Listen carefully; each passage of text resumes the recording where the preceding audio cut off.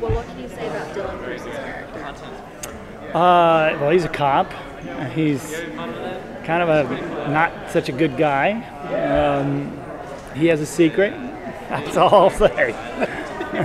In the first big trailer that we saw, the character of Tommy referenced a line of Peter Petrelli's from the original series. Was that just coincidence, or is he aware of Peter? No, it was just the idea that I think is just a great existential question that I think so many people ask themselves.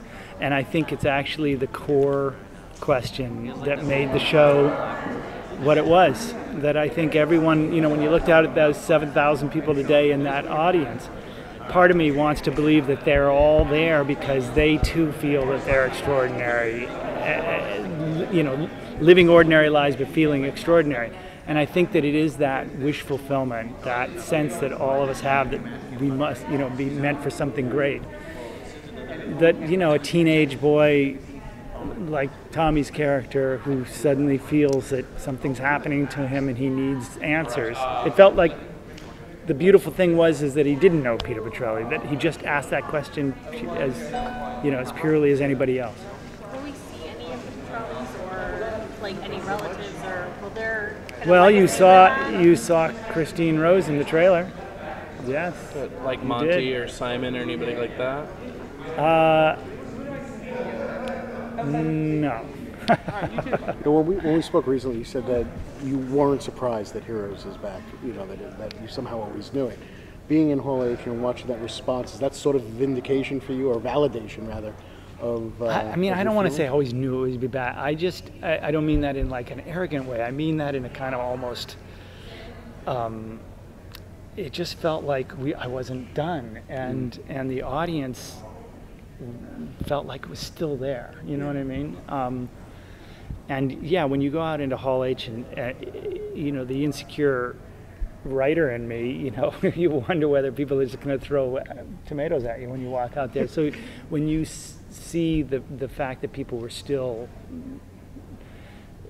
seemed to be very connected to this concept and to this show, it was enormously gratifying, especially because that fan base, the Comic-Con fan base, was so unbelievably instrumental to it's hard to even think of how the show would have launched without that initial launch here that went out, and this is before the sophistication of the social media. They did it kind of just out of sheer force of wanting to do it, They just went out and made websites and evangelized and chat rooms and built an audience for it that very much took NBC by surprise.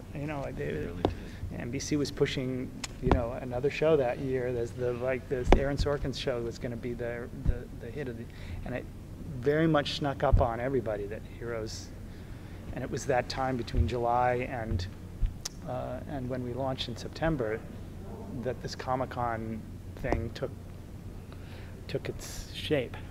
In success, could Heroes Reborn go for more than one season? The idea of Heroes has always been this elastic thing, It's an indeterminate number of people out there who have these powers, a world that always needs saving, and that peanut butter and chocolate can always go together. And so I do feel the brand and the franchise is elastic enough that, when we come to an end at this, if we want to tell more story, I feel like, especially now with the games and the novellas and all that the world is getting a little bit sort of bigger, so people will expect there'll be new characters and new adventures. But the volumes idea is something that you're really going to drive home on any Reborn version of this show now. Yeah, I think this idea of a beginning and a middle and end is so important to an audience nowadays. So then they will log on. They've got only so many things to vie for their eyeballs, and I think it's very reassuring to them to log on to something that they know is going to come to an end at a certain point.